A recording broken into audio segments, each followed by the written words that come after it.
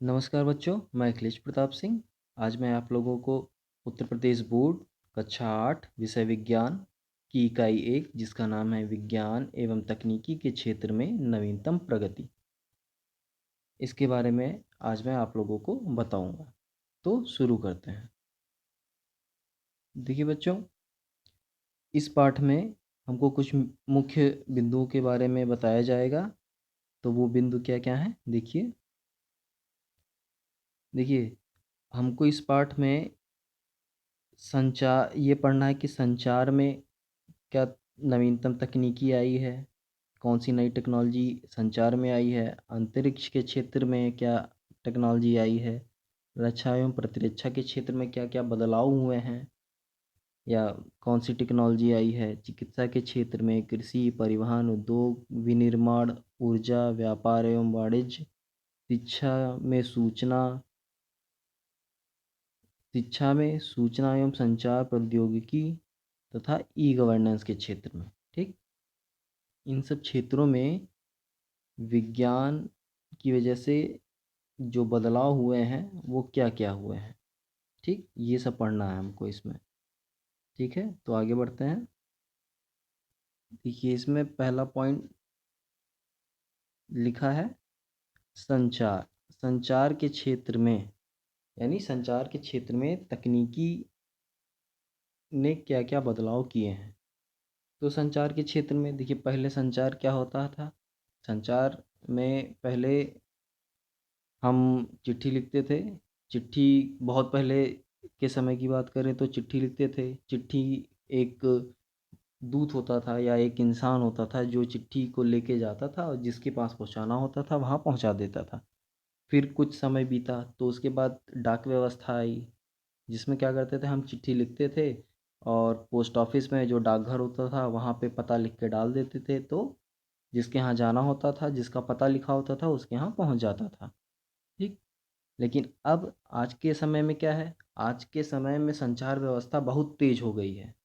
चाहे देश दुनिया की खबर के बारे में हो, चाहे हमें कोई संदेश किसी आधे इंसान को भेजना हो, तो ये जो तरीके हो गए हैं संचार के, आज बहुत तीव्र हो गए हैं। ठीक, बहुत ही फास्ट हो चुके हैं। अब देखिए इसमें प्रगति में क्या क्या चीज़ें आई हैं ये देखते हैं। देखिए, अब इसमें संचार के क्षेत्र में टेलीफोन, टेलीविज़न, कंप्यूटर, इलेक्ट्रॉनिक डाक सेवा या ईमेल और इंटरनेट का प्रयोग जनसंचार के क्षेत्र में क्रांति के रूप में आए। इतनी चीज़ें आज हम इस्तेमाल करते हैं। टेलीविज़न पे हम सारे सीरियल देखते हैं, मूवी देखते हैं, समाचार देख लेते हैं, देश दुनिया की सारी खबर हमको टीवी पे मिल जाती है। टेलीफ़ोन से हम यहाँ बैठे-बैठे, एक जगह पे बैठे-बैठे हम बहुत दूर के क्षेत्रों में मोबाइल से बात कर लेते हैं। जैसे अमेरिका हो गया और कई भी विदेशी देश हो गए, जो यहाँ से हज़ारों किलोमीटर दूर हैं, लेकिन फिर भी हम यहाँ से बैठे-बैठे वहाँ बात कर लेते हैं। ठीक, ये टेलीफ़ोन की देन हो गई। कंप्यूटर कंप्यूटर का तो बहुत से क्षेत्रों में इस्तेमाल होता है। देखते ही होंगे, स्कूलों में इस्तेमाल होता है, रेलवे में इस्तेमाल होता है, और देखिए तो साइबर कैफ़े जो दुकानें होती हैं वहाँ भी कंप्यूटर का इस्तेमाल होता है। अब कंप्यूटर के इस्तेमाल से हम ईमेल भेजते हैं, मोबाइल से भी हम ईमेल भेज लेते हैं। ईमेल क्या है? इलेक्ट्रॉनिक मेल, यानी हम कोई भी संदेश इसमें लिख के तुरंत का तुरंत भेज सकते हैं, सेकंडों नहीं लगते। एक 1 से 2 सेकंड के अंदर ही, इतना भी समय नहीं लगता। आप यहाँ से ईमेल ईमेल सेंड करेंगे, वहाँ पे पहुँच जाएगा। ठीक, तो ये सब संचार के क्षेत्र में क्रांति हुई है। आगे देखते हैं। अब देखिए यहाँ पे एक मुख्य बिंदु देखिए, कम कंप्यूटर के आविष्कार के बाद संचार के क्षेत्र में नीति नए आयाम स्थापित हो रहे हैं। सूचना तकनीकी का प्रयोग कर भारतीय डाक विभाग ने वर्ष 2001 में नवीन डाक सेवा प्रारंभ की, जिसे ई पोस्ट का नाम दिया गया। ठीक, 20वीं शताब्दी में संचार के क्षेत्र में मोबाइल फ़ोन जुड़ गया। मोबाइल फ़ोन तकनीक अत्यंत प्रभावशाली होकर उपग्रह के माध्यम से मानव के साथ जुड़ गया। अब देखिए, यही मोबाइल फ़ोन तो हम यूज़ ही करते थे, हमको पता ही है। आज के समय में टेक्नोलॉजी, मोबाइल फ़ोन की टेक्नोलॉजी और फ़ास्ट हो गई है पहले की अपेक्षा। पहले इंटरनेट जो चलता था वो बहुत धीमे चलता था, आज इंटरनेट की स्पीड बहुत तेज़ हो गई है। अब ये स्पीड तेज़ हुई है, इसमें इसको तेज़ करने की टेक्नोलॉजी जो होती है वो क्या हुई है? देखिए, 21वीं शताब्दी में यह नई-नई तकनीक से सुसज्जित होकर एक नए आयाम, एक नए नाम स्मार्ट मोबाइल के साथ 3G, थर्ड जनरेशन जिसको कहते हैं, एवं 4G जिसको फोर्थ जनरेशन कहते हैं, के रूप में उपलब्ध है। अब देखिए, पहले के समय में जब मोबाइल फ़ोन की शुरुआत हुई थी, तब से देखिए कैसे-कैसे इसका डेवलपमेंट हुआ है। अब इसमें कुछ चीज़ें आप बस याद कर लीजिए, ध्यान में रखिए अपने। देखिए, जब मोबाइल फ़ोन की सेवा शुरू हुई थी, तब हम इंटरनेट का इस्तेमाल इस तकनीक पे करते थे, जीपीआरएस, ठीक? इस तकनीक में हम इंटरनेट का इस्तेमाल करते थे मोबाइल में। फिर आगे बढ़े हम, तो आगे बढ़े तो जीपीआरएस के बाद क्या आ गया? 2G, 2G नेटवर्क आ गया, ठीक? अब इसके बाद 2G के बाद अब 3G आ गया, और 3G के बाद इस समय हम 4G का इस्तेमाल कर रहे हैं, ठीक? 2G को सेकंड जनरेशन कहते हैं, 3G को थर्ड जनरेशन और 4G को फोर्थ जनरेशन। ऐसे ही आज के समय में हम 4G इस्तेमाल कर रहे हैं। अब कुछ ही समय बाद हालांकि 5G लॉन्च हो गया है, इसका ट्रायल चल रहा है, तो बस ज़्यादा समय नहीं है, बहुत ज़्यादा 1 साल या 1 साल के अंदर अंदर हम 5G सेवा का भी लाभ उठाएंगे, ठीक? इसको कहेंगे क्या? Fifth generation. चलिए आगे बढ़ते हैं। ये तो सारा हो गया क्या, संचार के क्षेत्र में जो तकनीकी से जो बदलाव हुए हैं वो सब हैं ये। आगे देखते हैं। संचार के क्षेत्र में वीडियो कॉन्फ्रेंसिंग, वाईफाई का पूरा नाम वायरलेस फिडिलिटी होता है, एवं वाईमैक्स, ये सब वायरलेस तकनीकें हैं इंटरनेट से जुड़ने के, ठीक, या नेटवर्क बनाने के। तकनीक भी वैज्ञानिकों की एक अद्भुत देन है।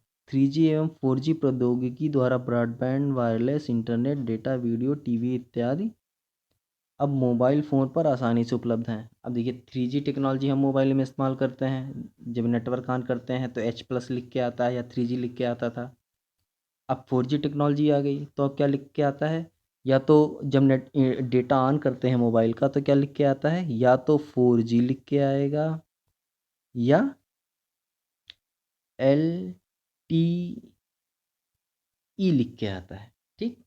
इन्हीं दोनों में से कोई लिख के आता है। 4G भी फोर्थ जनरेशन टेक्नोलॉजी है और LTE को भी 4G ही कहते हैं, ठीक है? चलिए अब आगे बढ़ते हैं अगले पॉइंट पे। देखिए, शिक्षा, शिक्षा में सूचना और संचार प्रौद्योगिकी, ICT के क्षेत्र में, ICT मीन्स, ICT का मतलब हो गया हमारा इंफॉर्मेशन कम्युनिकेशन टेक्नोलॉजी, ठीक? अब देखिए, शिक्षा के क्षेत्र में क्या बदलाव हुए? देखिए, शिक्षा के क्षेत्र में तो बस इतना जान लीजिए, स्मार्ट स्कूल बन गए। स्मार्ट स्कूल का मतलब स्कूलों में बहुत व्यवस्थित पढ़ाई होने लगी, बहुत व्यवस्थित पाठ्यक्रम हो चुका है। अब इन पाठ्यक्रम को पढ़ाने के लिए हम बहुत से डिजिटल डिवाइसों का, डिजिटल मशीनों का इस्तेमाल करते हैं, जैसे कंप्यूटर हो गया, प्रोजेक्टर हो गया और इलेक्ट्रॉनिक बोर्ड हो गए, इन सब का इस्तेमाल करने लगे, ठीक? और अब देखिए, आईसीटी हम पिछली कक्षाओं में आप पढ़ चुके हैं। एक कृत्रिम उपग्रह जिसका नाम एडू सैट है, ये किस प्रकार का उपग्रह है? ये उपग्रह शिक्षा के क्षेत्र से संबंध रखता है। अब ये कृत्रिम उपग्रह हमारे आसमान में घूम रहा है, ठीक, वहाँ से सिग्नलों को बहुत से लोगों के पास भेजता है। ऐसे ही एक उपग्रह नहीं है, शिक्षा शिक्षा के क्षेत्र से जुड़े हुए बहुत सारे उपग्रह अब तक हमारे देश ने अंतरिक्ष में पहुंचा दिए हैं। अब उनका उन सभी का इस्तेमाल हम क्या करते हैं, अपने शिक्षा के स्तर को बढ़ाने के लिए, शिक्षा को और सुगम बनाने के लिए हम इस्तेमाल करते हैं उसका। ठीक। अब देखिए, इसमें सबसे महत्वपूर्ण बात है कि आज के समय में आईसीटी का उपयोग करके स्मार्ट स्कूल और ई किताबों के प्रयोग को बढ़ावा दिया जा रहा है। इसमें सबसे मुख्य बिंदु यही है। ठीक। ई किताब, ई किताब मीन्स इलेक्ट्रॉनिक बुक, इलेक्ट्रॉनिक किताब, यानी एक तरह के डिजिटल किताब उसको कह सकते हो। क्या होता है, हम मोबाइल में एक तरह की फ़ाइल डाउनलोड करते हैं और वो हमारी किताब होती है, हम मोबाइल में ही खोल के उसको पढ़ लेते हैं। हमको दुकान से, जैसे हम कोई दुकान से किताब खरीदते हैं, उस तरह की किताब हमको अपने साथ लेके नहीं चलना पड़ता, हम मोबाइल में ही खोल के पढ़ लेते हैं। तो ऐसी किताबों को ई किताब कहते हैं। स्मार्ट स्कूल में बताया ही भी आप लोगों को कि उसमें हम प्रोजेक्टर, कंप्यूटर और इलेक्ट्रॉनिक डिवाइसों का उपयोग करते हैं, जिससे हम आसानी से किसी चीज़ को समझा सकें। ठीक है। क्योंकि अगर देखा जाए बायोलॉजी, तो बायोलॉजी के चित्र जो बनाए जाते हैं वो बहुत जटिल होते हैं, बहुत आसान नहीं होते, बहुत जटिल होते हैं, उसमें बहुत छोटी छोटी चीज़ें होती हैं। तो अगर हम डिजिटल कंप्यूटर का इस्तेमाल करके उनको पढ़ाते हैं तो क्या होता है, हम फ़ोटो डाउनलोड कर लेते हैं। ठीक। अब फ़ोटो को प्रोजेक्टर की मदद से स्क्रीन पे दिखाते हैं, अब उसको हम जितना जूम करना चाहें, जितना बड़ा करना चाहें, हम कर सकते हैं। तो उससे क्या हुआ, आसानी भी हुई और क्वालिटी, जो जितनी अच्छी पिक्चर होनी चाहिए, जितना अच्छे से दिखना चाहिए, वो और अच्छा हो जाता है देखने में। ठीक। अगला पॉइंट देखते हैं, तीसरा, अंतरिक्ष प्रौद्योगिकी के क्षेत्र में। अब अंतरिक्ष के क्षेत्र में, अंतरिक्ष क्षेत्र में बहुत सारे तकनीकी का इस्तेमाल किया गया है। अब देखिए, देखते हैं, भारतीय अंतरिक्ष कार्यक्रम के जनक, देखिए ये इम्पोर्टेंट बिंदु है, इसको याद कर लीजिएगा। डॉक्टर विक्रम साराभाई की अध्यक्षता में वर्ष 1962 में भारतीय राष्ट्रीय अंतरिक्ष अनुसंधान समिति इनकोस्पार का एवं नवंबर 1969 में भारतीय अंतरिक्ष अनुसंधान संगठन इसरो का गठन हुआ। ठीक। 1962 में हमारा इनकोस्पार का गठन हुआ और नवंबर 1969 में हमारा इसरो का गठन हुआ। ठीक। ये दो संस्था हैं हमारे देश में जो अंतरिक्ष से संबंध रखती हैं, और अंतरिक्ष में जो भी सैटेलाइट, जो भी उपग्रह भेजे जाते हैं, वो इन्हीं की देन के कारण भेजे जाते हैं। यही संस्थाएं उन पे रिसर्च करती हैं, उन्हें बनाती हैं और उसके बाद उनको भेजा जाता है। ठीक। आगे बढ़ते हैं। अब देखिए, अब देखिए जो उपग्रह भेजे जाते हैं वो किस प्रकार के होते हैं, हमारे देश द्वारा जो उपग्रह भेजे जाते हैं वो किस प्रकार के होते हैं और उनके नाम क्या होते हैं, वो किस क्षेत्र के अंतर्गत आते हैं, किस कैटेगरी के अंतर्गत आते हैं, ये देखना है हमको। देखिए, एक तो जो हमारा देश है उसमें एक है इनसेट, इनसेट प्रकार के उपग्रह होते हैं, और दूसरा होता है आईआरएस प्रकार का उपग्रह। अब देखिए, इनसेट में क्या आता है, देखिए इनसेट का नाम देखिए क्या है, भारतीय राष्ट्रीय उपग्रह, इसको क्या कहते हैं, भारतीय राष्ट्रीय उपग्रह, इसी को कहते हैं इनसेट। और भारतीय दूर संवेदी उपग्रह, इसको क्या कहते हैं, आईआरएस, मतलब इंडियन रिमोट सैटेलाइट। ठीक। Indian remote satellite. और भारतीय राष्ट्रीय उपग्रह को इंडियन नेशनल सैटेलाइट। अब देखिए इसमें कौन कौन से या किस किस प्रकार के उपग्रह आते हैं। इसमें देखिए इनसेट में दूरसंचार, दूरदर्शन प्रसार, मौसम विज्ञान और प्राकृतिक आपदा चेतावनी के लिए, मतलब इसमें इनसेट के अंदर जो हमारे टीवी पे चैनल्स आते हैं, इन चैनल के सिग्नलों को यहाँ एंटीने तक भेजने के लिए जिन सैटेलाइट का इस्तेमाल होता है, तो वो एक तरह के क्या हो गए, दूरसंचार। अब दूरदर्शन प्रसार जो टीवी पे दूरदर्शन चैनल आते हैं या जो जिस प्रकार के टीवी पे चैनल आते हैं, उसका प्रसार के लिए सैटेलाइट जो छोड़े जाते हैं वो इनसेट प्रकार में आते हैं। इनसेट प्रकार का उपग्रह होता है। मौसम विज्ञान मौसम की जानकारी जिससे हमें प्राप्त होती है, ये सैटेलाइट भी इनसेट में आते हैं। प्राकृतिक आपदा की चेतावनी जो सैटेलाइट देते हैं वो भी इनसेट के अंतर्गत आते हैं। अब आईआरएस के अंतर्गत देखते हैं।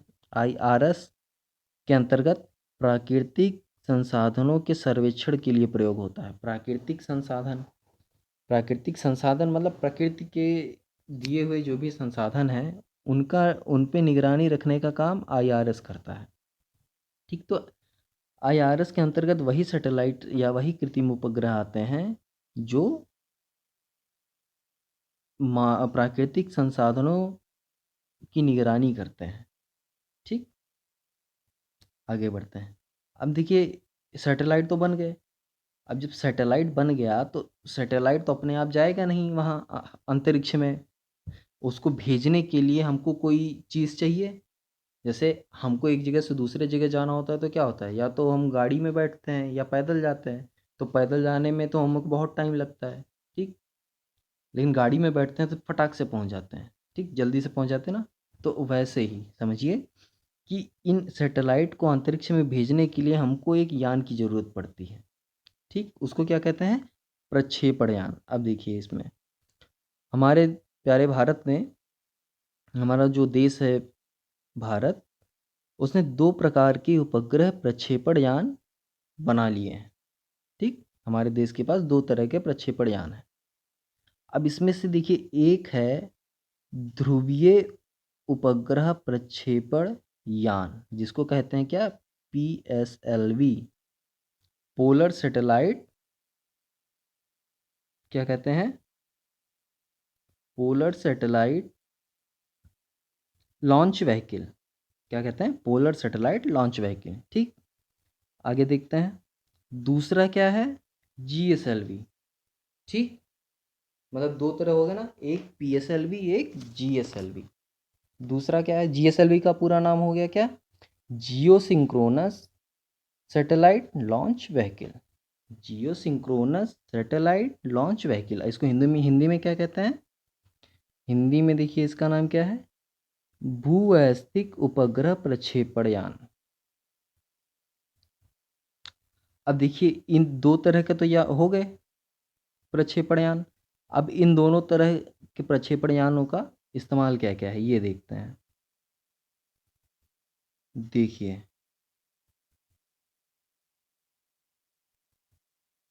जो पीएसएलवी है, पीएसएलवी, ये जो पीएसएलवी है, पीएसएलवी का इस्तेमाल किस तरह के उपग्रह को भेजने के लिए होता है, इसका इस्तेमाल करते हैं हम, भारतीय सुदूर संवेदी उपग्रह प्रक्षेपित किए जाते हैं। ठीक, इसमें जो सुदूर संवेदी उपग्रह होते हैं उनको इसमें लगा के अंतरिक्ष में भेजा जाता है। और देखिए, जीएसएलवी, जो जीएसएलवी होता है उसको, उसमें किस तरह के उपग्रह भेजे जाते हैं, इनसेट परिवार के जो भी उपग्रह होते हैं उनको जीएसएलवी में भेजा जाता है। ठीक, यानी जो दूर संचार, मौसम विभाग और ये सब वाले उपग्रह होते हैं वो जीएसएलवी से जाते हैं। ठीक, तो आप बस इतना याद रखिए, इनसेट मतलब इसके द्वारा भेजा जाता है क्या, इनसेट। ठीक, और पीएसएलवी के द्वारा भेजा जाता है आईआरएस। ठीक, ये बस इतना याद कर लीजिए, याद आपको याद हो जाएगा। चलिए आगे बढ़ते हैं।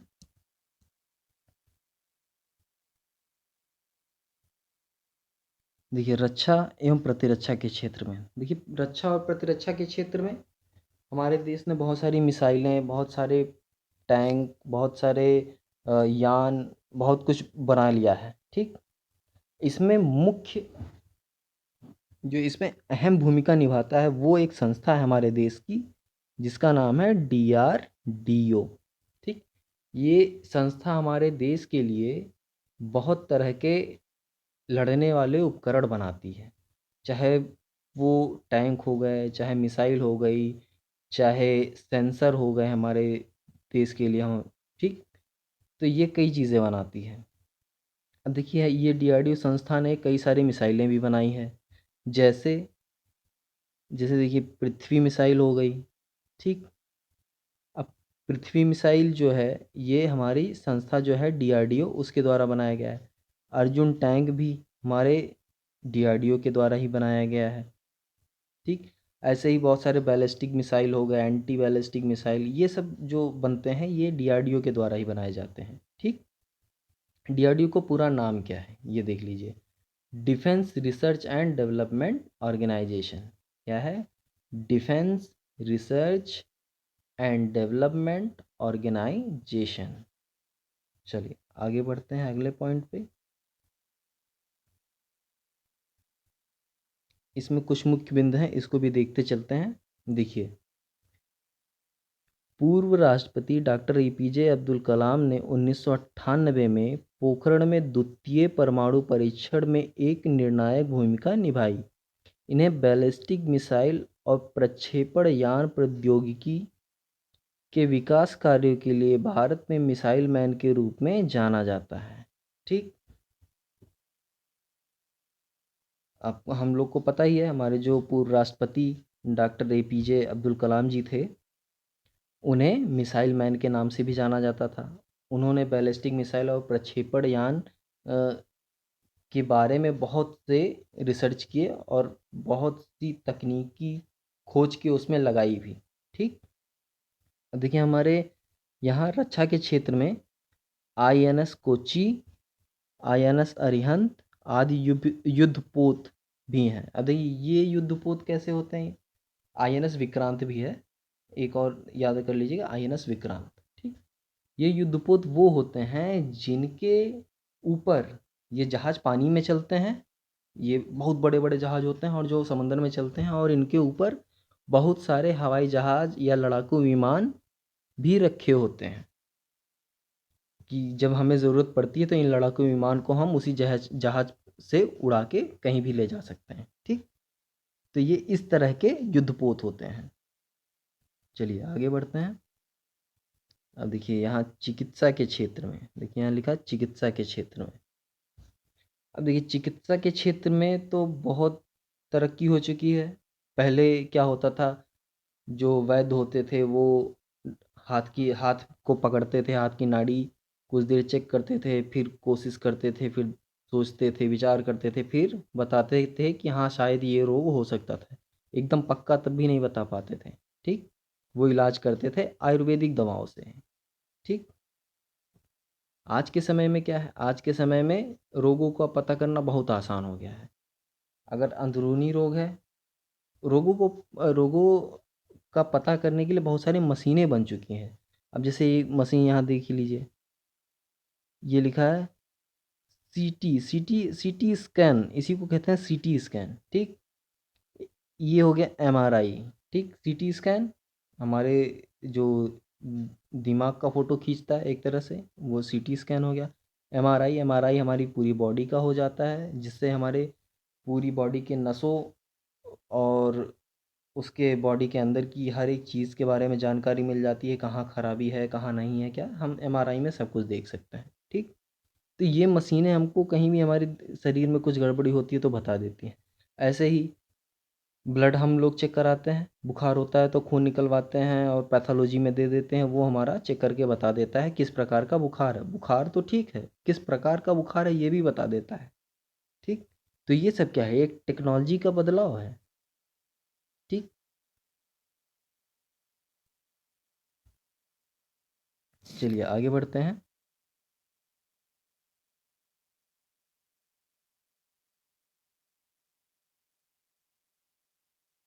अब यहाँ देखिए एक पॉइंट और मुख्य बिंदु है, इसको भी देख लेते हैं।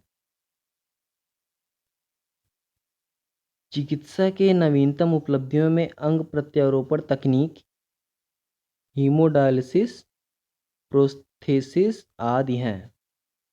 भारत ने जीका विषाणु के लिए जीका बैक नामक टीके की खोज की है। हमारे प्यारे भारत ने जीका विषाणु के लिए जीका बैक नामक टीके की खोज की है। अब देखिए यहाँ एक चीज़ है, अंग प्रत्यारोपण तकनीक। ये क्या है? अंग प्रत्यारोपण तकनीक। इसमें इन दो तरह, इस तकनीक में दो तरह की तकनीक है। एक है हीमोडायलिसिस, दूसरा है प्रोस्थेसिस। ठीक, ये दो याद कर लेना आप लोग। आगे देखते हैं कृषि के क्षेत्र में। ये कृषि के क्षेत्र में बहुत सारे विकास हो चुके हैं। देखिए, बहुत सारे अच्छे प्रकार के उर्वरक आने लगे हैं। बहुत सारी बड़ी बड़ी मशीनें आ गई हैं। ट्रैक्टर हो गए, ट्राली हो गए, कंबाइन हो गया, थ्रेशर हो गया। ये सब क्या है? एक तरह की तकनीकी विकास है, जिससे क्या होता है, हमारी हम जो कृषि करते हैं वो हमारे लिए थोड़ा आसान हो जाता है, और समय भी बचता है, पैदावार भी अच्छी होती है, मेहनत भी कम लगता है। ठीक, ये तो है। देखिए, इसमें कृषि एवं खाद्यान्न के क्षेत्र में हरित क्रांति क्या होता है? पैदावार को कि मतलब कुछ तकनीकी का इस्तेमाल करके या कुछ भी प्रयोग करके पैदावार को हम जब बहुत अधिक बढ़ा देते हैं, जब पैदावार बहुत अधिक होने लगती है, तो उसी को हरित क्रांति कहते हैं। भूरी क्रांति, भूरी क्रांति क्या है? उर्वरक क्रांति।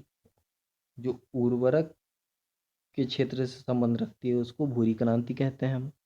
ठीक, आगे बढ़ते हैं।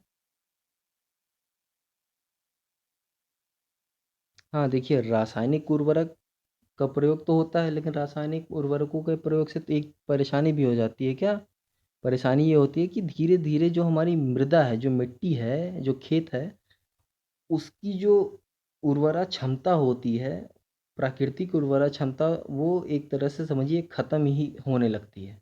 ये एक तरह का नुकसान है रासायनिक उर्वरकों का प्रयोग होने से। ठीक,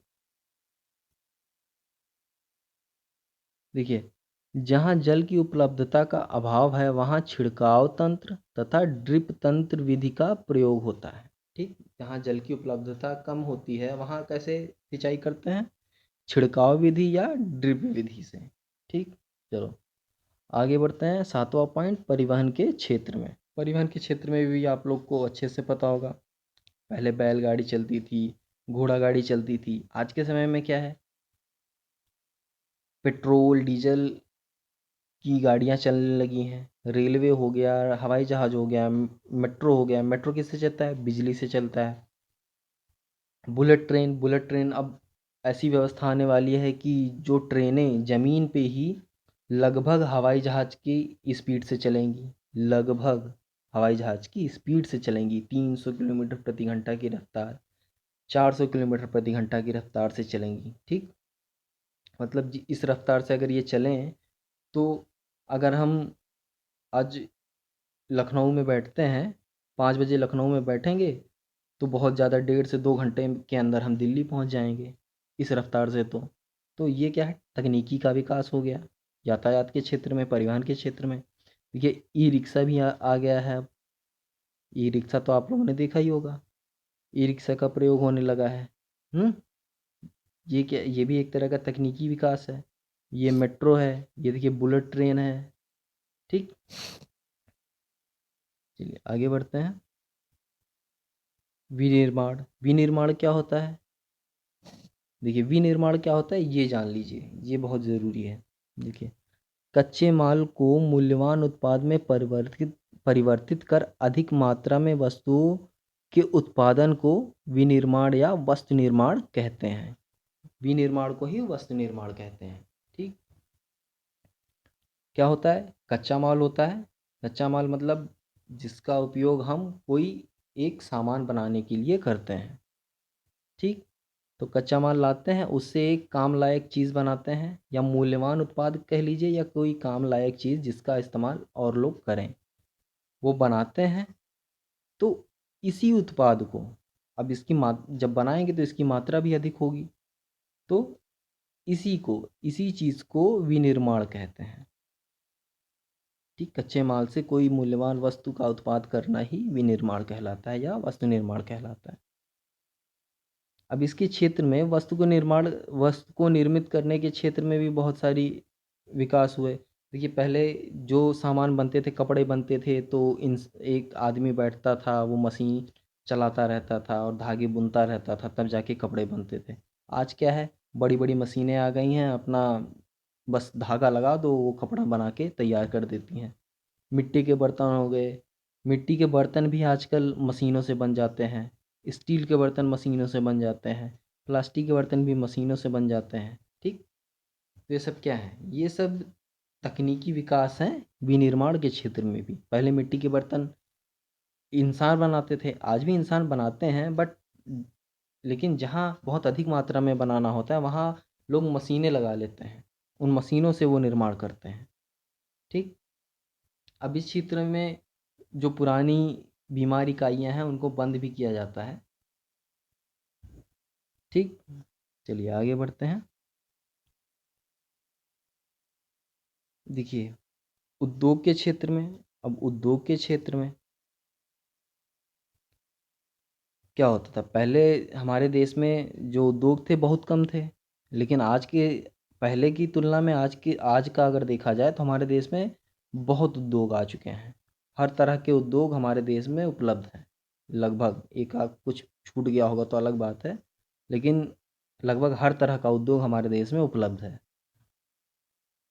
जैसे क्या हो गया, पेपर मिल हो गया। पेपर मिल मतलब क्या होता है, यहाँ पे कागज़ बनते हैं, पन्ने बनते हैं। ठीक, रिफाइनरी, मथुरा रिफाइनरी। रिफाइनरी क्या होता है, रिफाइनरी वो जगह है जहाँ पे कच्चा तेल जाता है और वहाँ से उसको बहुत सारा प्रोसेस करके, बहुत सारे तकनीक का इस्तेमाल करके उसमें जो अलग अलग चीज़ें होती हैं जो एक साथ मिली होती हैं उनको अलग अलग किया जाता है। जैसे कच्चे तेल से क्या क्या निकलता है, क्या क्या अलग होता है, पेट्रोल अलग हो जाता है, डीजल अलग हो जाता है। ठीक, मोम अलग होता है, तो बहुत सी चीज़ें अलग होती हैं उससे। तो ये ये प्रोसेस जहाँ होता है उसको क्या कहते हैं, रिफाइनरी। उस चीज़ को रिफाइनरी कहते हैं। तो मथुरा में एक रिफाइनरी लगा है। अब देखिए, यहाँ देखिए, वर्तमान समय के प्रमुख उद्योग हैं। वर्तमान समय के क्या क्या उद्योग प्रमुख हैं, खनन उद्योग। खनन उद्योग में आपका आ जाता है कोयला खनन, या कोई अमूल्य धातु का खनन होता है। ठीक, जैसे एल्युमिनियम हो गया, लोहा हो गया, सोना हो गया। ठीक, ये सब खनन उद्योग में आ जाते हैं। लोहा एवं इस्पात उद्योग, सीमेंट उद्योग, कोयला उद्योग, पेट्रोलियम उद्योग, कपड़ा उद्योग, रत्न एवं आभूषण उद्योग, चीनी उद्योग आदि। अब देखिए यहाँ पे कुछ कंपनियों के नाम दिए हैं, बाल्को, हिंडाल्को, नाल्को। ये क्या है, ये 3 कंपनियां प्रमुख हैं भारत सरकार की। ये बनाती क्या हैं, ये कंपनियां बनाती हैं एल्युमिनियम उद्योग के कारखाने, यानी ये कंपनियां एल्युमिनियम निकालती हैं। एल्युमिनियम जो धातु होती है उसको निकालती हैं। आगे देखते हैं ओएनजीसी और ओआईएल। ओएनजीसी और ओआईएल पेट्रोलियम उद्योग के कारखाने हैं। ONGC oil and natural gas corporation, और ओआईएल मतलब ऑयल इंडिया लिमिटेड। ये क्या करते हैं, तेल और नेचुरल गैस, जो पेट्रोलियम उद्योग होता है उससे संबंध रखते हैं, उनका उत्पाद करते हैं ये लोग। ठीक, चलिए ये तो हो गया, आगे बढ़ते हैं अब ऊर्जा के क्षेत्र में। ऊर्जा के क्षेत्र में देखिए, ऊर्जा क्या है, पहली बात तो ऊर्जा ना बनाई जा सकती है ना मिटाई जा सकती है, ये आप जान लीजिए। ना बनाई जा सकती है ना मिटाई जा सकती है। ऊर्जा को बस एक तरीके से दूसरे तरीके में बदला जा सकता है। ठीक, चलिए अब आगे बढ़ते हैं। देखिए, हमारे घर में बिजली आती है, बिजली से हम कई चीज़ चलाते हैं, कई उपकरण अपने घर में चलाते हैं। टीवी चलाते हैं, फ्रिज चलाते हैं, मोबाइल चार्ज करते हैं, पंखा चलाते हैं, बल्ब जलाते हैं। ठीक, घर में तो एक ऊर्जा आ रही है, एक तरह की बिजली, उसी से हम कई तरह की ऊर्जा प्राप्त कर रहे हैं। बल्ब जलाते हैं तो प्रकाश ऊर्जा मिलती है, पंखा चलाते तो हवा वाली ऊर्जा मिल जाती है जिससे हमें हवा लगता है। ठीक, तो ये हो गया विद्युत। अब विद्युत कई तरीके से पैदा होते हैं। एक तो होता है पानी से, जो क्या कहते हैं, जहाँ पे बड़े बड़े डैम बना दिए जाते हैं, बांध बना दिए जाते हैं, फिर उन बांधों से बिजली पैदा होती है। अब ये यहाँ पे देखिए, बिजली पैदा करने का एक और तरीका है, ये है सोलर पैनल। सोलर पैनल लगा के हम बिजली पैदा कर लेते हैं, किससे? सौर ऊर्जा का उपयोग करके। सौर ऊर्जा का उपयोग करके हम सोलर पैनल से बिजली बनाते हैं और इस बिजली को बैटरी में स्टोर भी कर लेते हैं। पवन ऊर्जा से भी बिजली बनती है, या पवन ऊर्जा से बहुत काम होते हैं। पेट्रोलियम, प्राकृतिक गैस, कोयला, ये सब क्या है? ये भी ऊर्जा के साधन है। देखिए पेट्रोलियम है, पेट्रोलियम मतलब पेट्रोल डीजल, इनका प्रयोग हम कहाँ करते हैं? गाड़ियाँ चलाने में खास तौर पे। इनका मुख्य इस्तेमाल पेट्रोल का गाड़ी चलाने में, डीजल का भी गाड़ी चलाने में होता है। ठीक, ये क्या है? एक प्रकार के ऊर्जा के स्रोत हैं सब। अब इसमें मुख्य क्या देखने लायक है, ये देखते हैं। ऊर्जा के स्रोत को दो भागों में बांटा गया है। एक है नवीकरणीय स्रोत और एक है अनवीकरणीय स्रोत। नवीकरणीय जिनको दोबारा बनाया जा सके या जो दोबारा प्राप्त हो सके, बनाया ना भी जा सके लेकिन दोबारा प्राप्त हो सके। लेकिन अनवीकरणीय स्रोत वो होते हैं जो दोबारा प्राप्त ना हो सके। अब देखिए, नवीकरणीय स्रोत में हमारा सूरज आ गया, पवन आ गया, जैव आ गया, जल आ गया, वन और पृथ्वी, ये नवीकरणीय स्रोत हैं।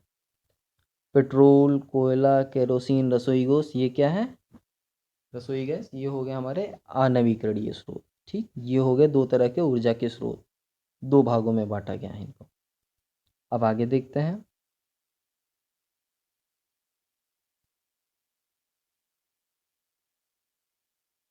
देखिए यहाँ पे आ गया अगला पॉइंट, व्यापार वाणिज्य। देखिए व्यापार क्या है? व्यापार का अर्थ है क्रय और विक्रय, एवं वाणिज्य का अर्थ है धन प्राप्ति के उद्देश्य से वस्तुओं का क्रय विक्रय करना। देखिए ई कॉमर्स, अब इस क्षेत्र में आज के समय में सबसे बड़ी चीज़ें और सबसे गौर करने वाली चीज़ें हैं ऑनलाइन वेबसाइट, जहाँ पे हम खरीदारी करते हैं, जैसे फ्लिपकार्ट, अमेजन, स्नैपडील, शॉपक्लूज़, ऐसी बहुत सी वेबसाइट हैं जहाँ पे जाके हम खरीदारी करते हैं। वो क्या कर रहे हैं? जिसने वेबसाइट बनाई है वो क्या कर रहा है? वो व्यापार कर रहा है। हम क्या कर रहे हैं? वहाँ से खरीदारी कर रहे हैं, हम ग्राहक हैं। अब देखिए पहले के समय में हमको कैश पैसा, नगद पैसा लेके चलना पड़ता था। आज के समय में ऐसी मशीनें आ गई हैं इस तरह की, जिसमें और इस तरह के एटीएम कार्ड हो गए, ऐसे मशीन में लगाते हैं और पैसा हमारा कट जाता है और हमारी ख़रीदारी पूरी हो जाती है। ठीक, ये सब तरीके हो गए हैं आजकल, टेक्नोलॉजी का इस्तेमाल करके यही सब चीज़ें हमें मिली हैं आज। ठीक, आगे बढ़ते हैं। देखिए ई गवर्नेंस क्या है? ई गवर्नेंस के क्षेत्र में, ई गवर्नेंस, अब ई गवर्नेंस क्या है पहले ये जान लीजिए। सरकार की आम नागरिकों के लिए उपलब्ध सुविधाओं को इंटरनेट के माध्यम से उपलब्ध कराना ई गवर्नेंस या ई शासन कहलाता है। देखिए सरकार के द्वारा जो भी सुविधा, जो भी जानकारी, जो कुछ भी लाया जाता है उसको इंटरनेट के माध्यम से आम जनता तक पहुंचाना ही ई गवर्नेंस कहलाता है। जैसे जैसे सरकार के द्वारा लाया गया आवास योजना, अब इसकी सारी जानकारी आपको इंटरनेट पे मिल जाएगी। इंटरनेट पे के माध्यम से आप अपना आवेदन भी कर सकते हैं, अप्लाई भी कर सकते हैं। तो इस तरह की व्यवस्थाओं को ही ई गवर्नेंस के अंदर लाया जाता है और उसी को ई गवर्नेंस कहते हैं, जिससे हमें सरकार के बारे में सारी जानकारी मिल सके। अब आगे देखते हैं कुछ मुख्य बिंदु इसमें। देखिए 18 मई 2006 में शुरू राष्ट्रीय ई शासन NEGP के तहत संपूर्ण भारत में साझा सेवा केंद्र CAC स्थापित किए गए हैं। ये एक बिंदु है, इसको ज़रूर ध्यान में रखिएगा। ई गवर्नेंस को ही डिजिटल इंडिया चरितार्थ कर रहा है। डिजिटल शासन का अर्थ है सभी प्रकार की शासन संबंधी जानकारियों का डिजिटलाइजेशन। डिजिटल इंडिया के अंतर्गत ई हॉस्पिटल की शुरुआत हुई है। ठीक, जो भी, अब सीधा सिंपल सा है कि जो भी जानकारी सरकार के द्वारा उपलब्ध होती है वो इंटरनेट के माध्यम से आम जनता तक पहुंच सके, वही ई गवर्नेंस कहलाता है। अब देखिए हमने सीखा, क्या क्या हमने इस पाठ में सीखा है। देखिए पहला, 3G 4G मोबाइल की नवीनतम तकनीक है। ये 3G 4G मोबाइल इस समय 3G 4G मोबाइल की जो है नवीनतम तकनीक है। अब इसके बाद जो आने वाली तकनीक है वो क्या है, 5G। ठीक, अगला बिंदु देखते हैं। शिक्षा के स्तर को सुधारने के लिए ICT योजना का आरंभ दिसंबर 2004 में हुआ है। अगला, भारतीय अंतरिक्ष कार्यक्रम डॉक्टर विक्रम साराभाई की संकल्पना है। अगला, एडुसैट भारत का पहला उपग्रह है जो शिक्षा के लिए समर्पित है। अगला, टेली चिकित्सा नवीनतम चिकित्सा प्रणाली है। देखिए टेली चिकित्सा क्या है, टेली चिकित्सा में मरीज रहता है और वो जो होता है डॉक्टर कहीं दूर होता है, तो वो फ़ोन के माध्यम से, फ़ोन जो संचार व्यवस्था है इसके माध्यम से डॉक्टर से बातें होती हैं और डॉक्टर उस हिसाब से अपना सजेशन देता है। तो इस तकनीक के हिसाब से ऑपरेशन भी हो जाते हैं। इसी व्यवस्था को टेली चिकित्सा कहते हैं। अगला, छिड़काव तंत्र एवं ड्रिप तंत्र सिंचाई के साधन है। देखिए ये दोनों साधन कहाँ इस्तेमाल होते हैं, कब, जहाँ पानी की उपलब्धता कम होती है। ठीक, डिजिटल इंडिया ई गवर्नेंस की उपलब्धि है। अगला, विनिर्माण रोजगार सृजन को बढ़ावा देने के लिए काफ़ी सफल माध्यम है। अगला, ई कॉमर्स ई गवर्नेंस आदि डिजिटल भारत की देन है। चलिए ये हो गया। अब आगे अभ्यास प्रश्न है, देख लीजिए आप लोग। अभ्यास प्रश्न ये आप लोग पहले खुद से हल करिएगा। अगर नहीं होगा तो अगली वीडियो में मैं इसे आप लोगों को हल करके देने की कोशिश करूँगा। लेकिन आप लोग फिर भी खुद से हल करने की कोशिश ज़रूर करना।